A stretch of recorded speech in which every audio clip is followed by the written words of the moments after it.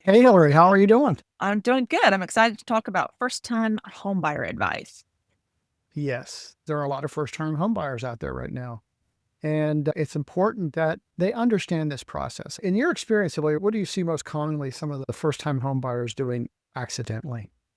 Well, I think the most common thing that I see is that they find the house first, which isn't terrible because Mm, sometimes, the right opportunity just pops up and you just want to grab it. So that's not wrong, but it's just common because the information's out there. Most people have been searching on, the major portals for a long time and right, now they're just ready. And so I think what we're going to right, talk about today is sort of how to really take that next step beyond the browsing. right. And so it's really important to do this process in sequence. So, Hilary, first off, what's the first major step for them to be taking as they begin this journey? Well, I think they need to speak to a lender because I think most people watching this have probably done the online calculator and have a general idea of what they can afford, but they really need to go the next step because getting a mortgage is very difficult. They look at everything. And I think your online calculator can give you a goal. And maybe you probably have a monthly payment, right? Most people are targeting a monthly payment. And it helps to know that, to know what you want when you talk to a lender. I think the biggest thing is that there's a term called PITI. Your monthly mortgage is your principal, interest, PI, taxes, and insurance. And if you're doing online calculators, like it might not have factored in the taxes and insurance, or the Right. taxes could be too low for your area. I think talking to a lender, you're going to start to really zero in on the actual numbers for where you're looking. And I also think that it's important to get in touch with these lenders because they have programs that are always available for first-time home buyers, and they're changing all the time. So there's not really anything we can say specifically, but it's important to become aware. Maybe there's something that you weren't aware of that you could take advantage of as a first-time home buyer. Right. Like there's down payment assistance programs, depending on where they Mhm. are. Even in certain zip codes, there are programs. I know that PNC specifically, hopefully this will still be around for a while, but they have a certain amount of closing costs that they'll offer because they're trying to increase homeownership in that zip code. So really there could be so many programs that can help. So the Right. more educated you are, the more time you give yourself, the better.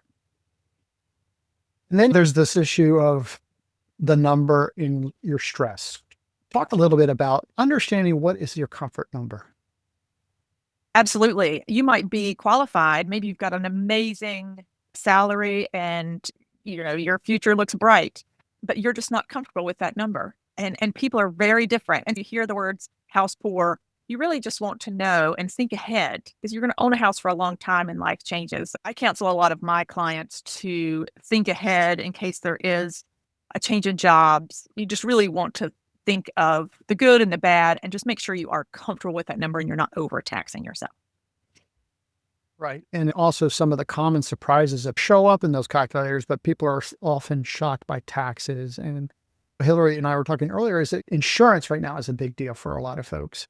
And so that's something that might be a little bit of a surprise. And then also mortgage insurance. You might have to buy mortgage insurance depending upon your ratios relative your loan to income ratios. Right.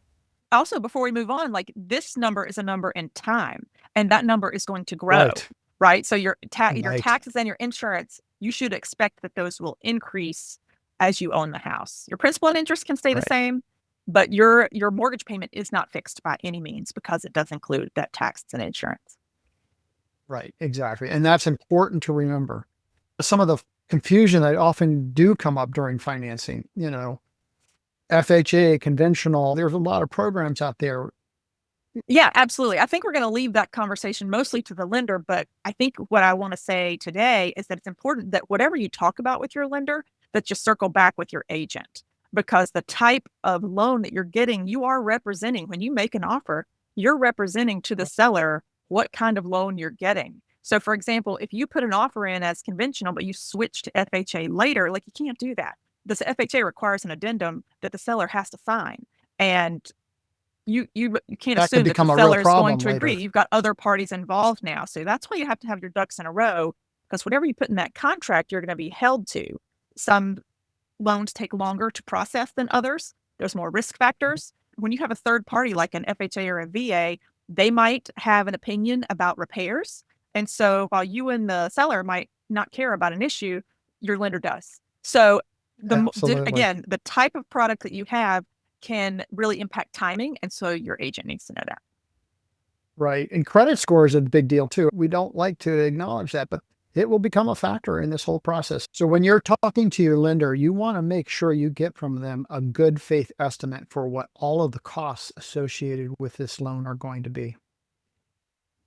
So again, I think we're kind of circling back to Yeah. this is the importance of this first step, really understanding your financial abilities to how much you're going to be able to afford, what are some of the options available, and being able to look at that as a totality. And a lender is going to be a great resource for you in this process.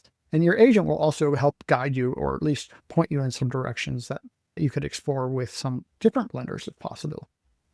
All right. Absolutely. Well, let's talk about hidden costs. Oh, I know. I So see we've these talked, all the most time. people are worried about their down payment, John, but there's a lot more Yeah. money involved than just that big down payment, right? Yeah. They've got the due diligences. First of all, you got to secure this house. So the way it works in North Carolina, at least here, you're going to have to put some money up that you're never going to see again. And that can be a little bit frightening, but you're going to have to do this in order to secure the house for a period of time so that you can do the inspections. And inspections are an incredibly important process. First of all, you got to get a real professional who looks at houses day in and day out, and they're going to go in and they're going to scour that property and they're going to say, okay, the roof's great shape, but the gutters are a problem. Or, if it'd be a perfect inspection report, but I will say I've never seen one of those. But there's always some little issues. And then as the buyer are going to have to decide if, the issues are significant enough that they need to be addressed now prior to closing. Or perhaps there might be some cosmetic type items that you'll say, you know what, I'll move in, I'll take care of that over that next few years as I'm living here. But that's important to understand what's important to get done now versus what you could do later. And the home inspector is also just an observer. So talk a little bit about how, depending on what you're buying, obviously a condo is pretty straightforward, 600 square feet, a 5,000 square foot, 100-year-old house is going to be more involved. So the cost of the actual inspection is the dynamic price on the size and the age of the Right. home. So talk a little That's bit though important. about, the home inspection can sometimes just be step one in terms of a fee, and there can be additional fees after that. Right. And then, so this is why you're buying the due diligence period, is basically to do this evaluation and then to decide. So it is a Right. critical point you're making.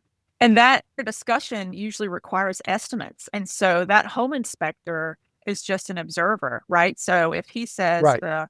he points out 5 They're electrical not going to give things, you a quote. yeah, getting an electrician out to evaluate and diagnose and say whether or not it's actually an issue, that can be $200 just to get him out there. Same thing with the Right. plumber, They same won't thing. even So show up. each follow up, because in order to ask a seller for repairs, you have to know what needs to be done. And so you need that follow up specialist to diagnose and estimate the repair so that you can ask the seller to actually do the right thing versus, just sending a home inspection report. You run the risk of them not fixing the right thing. So to be Right. thorough, and those, so there's a home inspection and then, $200 for every expert that comes out there to follow up. And it can add up, especially with older houses. Condos, you're fine Right. with a regular home inspection typically. But the Yeah. more complicated the house, the more cash out of pocket to And you to need to be inform yourself. prepared for that Yeah. reality. And again, so you might be thinking, oh, I'm getting an older house. It might be less expensive, but you're going to be maybe incurring some more upfront costs. So these are definitely things to be considering. Absolutely. Another thing that we hear is people being afraid, oh, what if I pick the wrong house? My experience is that first of all, you need to do shopping. There's just no getting around. You got Absolutely. to spend a little bit of time looking at houses and deciding what it is that you want in a house. And that may change as you look at more houses. You may, what you started off thinking that you wanted may not end up being what you actually want. So it's important to just do a little bit of shopping. And that can also lead to a little bit of decision fatigue. It's like, oh my gosh, I'm done with this. I'm tired. Be comfortable with the house that you choose. And if you've spent the time shopping, doing your comps, knowing what's important to you, and you find a house that meets those requirements, enjoy your home. I think that's the most important thing. Absolutely. But yeah, going through this process, I just want to really mark what you said, because I think it's critical that action is going to create clarity. And the more you look, the more conversations you have, the more clear you're going to be on your decision. And I don't think you will second guess if you go through the process. And remember, it all comes back to what you want. And so having these conversations, educating yourselves, making informed decisions will, I think, prevent all that second guessing. Right. Well, let's just talk about the closing process so that, we've gone from the beginning stages of getting connected with the lender. So we have a clear financial model and an understanding of what we can afford. We go through this process of due diligence, looking at the house, getting estimates, getting quotes, understanding what exactly it is, what we're buying, overcoming our fears of the emotionality of just making a decision that we're going to buy this house. Then we have that closing. What would you say to a first-time home buyer about the closing process? The closing, well, it wraps up this process is so long and it's so stressful and it's such a moment. So I think, you're wiring that giant amount of money and you're signing your life away at the table. Just take time to enjoy it and trust that you've done the right thing. I think that you've gone through a long journey now and you're at the final stages. We have the ability to make sure that you have everything and we can guide you through this process so that when you come to that closing, your confidence can all be in place and then you have your new home. And that is what you're after, is to have a home that you can now both live in and potentially build wealth and do whatever you want with your life.